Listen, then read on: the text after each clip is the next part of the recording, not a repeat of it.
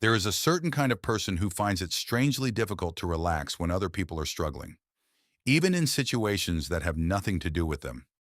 Someone else is upset, and they immediately begin wondering how to help. Someone seems uncomfortable, and their attention shifts toward fixing it. A room becomes tense, and before anyone asks, they start adjusting themselves to make things easier for everyone else. What often happens is so automatic that it barely feels like a choice. It feels more like a reflex, an internal movement toward responsibility, toward management, toward making sure things stay okay. And because it has existed for so long, many people never stop to question it. They assume this is simply who they are, a caring person, a responsible person, a mature person. But occasionally, a strange feeling appears beneath that maturity. It might happen while watching children play freely, or while hearing someone describe a carefree memory from adolescence, or during a moment when everyone else seems comfortable making mistakes. A quiet feeling emerges, not jealousy exactly, not sadness exactly, something more difficult to name. Almost as if there is a part of life that everyone else experienced naturally, but somehow arrived differently for them. A feeling that responsibility showed up early, that childhood ended quietly, long before anyone officially called it adulthood. When people notice this pattern, it is often described in flattering terms. They are told they are wise for their age, mature, dependable, old souls. The person becomes known as the one who can handle things, the one who stays calm, the one who does not create problems, the one who helps solve them. And while those descriptions may contain truth, they sometimes leave something important unexplored. Because maturity and adaptation are not always the same thing. Sometimes what looks like maturity is actually vigilance. Sometimes what looks like emotional strength is emotional responsibility learned earlier than expected. Sometimes what looks like growing up is simply becoming aware of things a child was never supposed to be managing. And this is where psychology begins to offer a different perspective.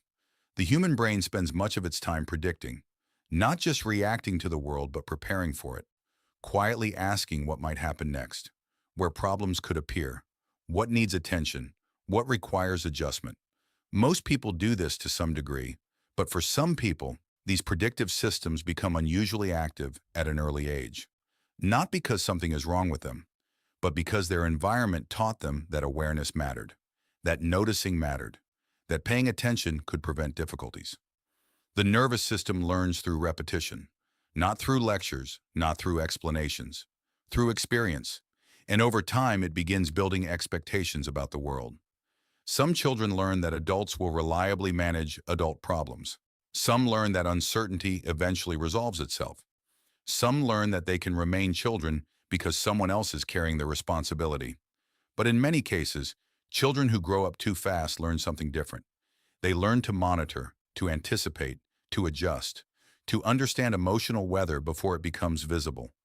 A slight shift in someone's mood, a change in tone, a tension in the room, a silence that feels different than usual. What often happens is that the child becomes extraordinarily skilled at reading the environment, not because they are trying to become wise, but because awareness feels useful. The nervous system discovers that paying attention helps create stability, and stability feels important. Over time, this process becomes automatic. The child who once paid attention for a reason slowly becomes the adult who pays attention without realizing why. This is why many people who grew up too fast describe feeling older than their peers, even when they were young.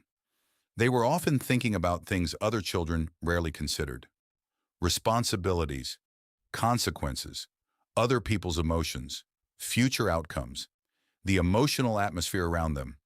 While others were immersed in the present moment, part of their attention was already scanning ahead, already calculating, already preparing. And perhaps the most interesting part is that this adaptation often becomes invisible. The person receives praise for being mature, which makes perfect sense. The adaptation works. Teachers appreciate it. Adults appreciate it. Friends rely on it. The individual becomes known as dependable, capable, trustworthy. Yet inside, a different experience may be unfolding, because every adaptation carries a cost. And one of the hidden costs of early maturity is that responsibility can become intertwined with identity itself. The person no longer simply behaves responsibly, they become responsible. It becomes who they are. The one who remembers, the one who helps, the one who manages, the one who notices, the one who carries. And eventually something subtle begins to happen. The nervous system starts associating usefulness with safety. Contributing feels safe. Helping feels safe. Being needed feels safe. But needing something from others may begin to feel unfamiliar, even uncomfortable. Not because the person lacks needs, but because they became so practiced at attending to everyone else's. For some people, adulthood then brings an unexpected challenge. They discover they are excellent at supporting others, but uncertain how to receive support themselves. They know how to recognize another person's emotions, but struggle to identify their own. They know how to stay composed during difficult moments, but feel strangely disconnected from what they personally need. Psychology sometimes describes this as adaptation becoming identity. A strategy that worked so well, it stopped feeling like a strategy. It simply became reality. And yet the same mechanism that creates difficulty also creates remarkable strengths. People who grew up too fast often develop extraordinary awareness. They notice details others miss. They recognize emotional patterns quickly. They sense tension before it becomes conflict. They understand complexity. They develop empathy that feels almost intuitive. They become skilled at understanding multiple perspectives simultaneously. Many possess an emotional depth that is difficult to teach, not because they studied it, because they lived it, because they spent years observing people carefully, years learning how emotions move through relationships, years understanding what remains unsaid. Their perception becomes unusually refined, and this awareness often allows them to become stabilizing forces in other people's lives. The friend who notices, the partner who understands, the colleague who anticipates problems, the person who quietly helps hold things together. But this is also where the paradox begins, because the same awareness that helps them understand others can make it difficult to stop monitoring. The same sensitivity that creates empathy can create exhaustion. The same responsibility that earns trust can become heavy, very heavy. There is a possibility that some people who grew up too fast spend years waiting for a moment they cannot quite describe. A moment when they finally feel allowed to put everything down, allowed to stop scanning, allowed to stop preparing, allowed to stop carrying responsibility that was never formally assigned to them. Yet because the pattern became automatic, the nervous system often continues long after the original circumstances have changed. Even in safe environments, even around trustworthy people, even when nothing urgent is happening, part of the system remains active. Not because it wants to, because it learned that staying aware was important. And perhaps this is what makes the experience so difficult to explain. The behavior is frequently rewarded. The adaptation works. People admire it, depend on it, respect it. Which means the person rarely receives confirmation that caring so much may have required something from them too. Something often invisible, something difficult to measure.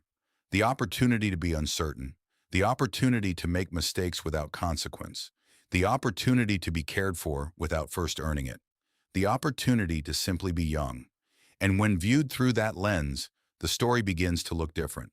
Less like a story about maturity, more like a story about adaptation, a nervous system doing exactly what it believed was necessary, learning exactly what it believed would help, building skills that created stability, developing awareness that served a purpose. There is nothing irrational about that process. In many ways, it is evidence of how adaptable human beings truly are, how intelligently the mind responds to circumstances, how efficiently it learns. And perhaps this is the part that changes everything. Growing up too fast does not necessarily mean something was taken. It may also mean something was learned unusually early. Awareness, responsibility, empathy, sensitivity, perception. The challenge is that these gifts and their costs often arrive together: the awareness and the vigilance, the empathy and the exhaustion, the maturity and the loneliness, the understanding and the weight. Both sides emerge from the same adaptation. And perhaps that is why so many people feel emotional relief when they finally understand this pattern. Not because anything suddenly changes, but because the experience finally makes sense. The constant responsibility, the difficulty relaxing, the instinct to help, the tendency to monitor, the feeling of being older than everyone else. It stops looking like a personality flaw and begins looking like evidence of how carefully the mind once learned to create stability. Because underneath all of it, there may be a simple equation the nervous system learned long ago. If I pay attention, things stay okay. If things stay okay, people stay okay. And if people stay okay, I can finally relax. The irony, of course, is that for many people who grew up too fast, that final part never fully arrives. The mind becomes so skilled at paying attention that it forgets the emergency ended.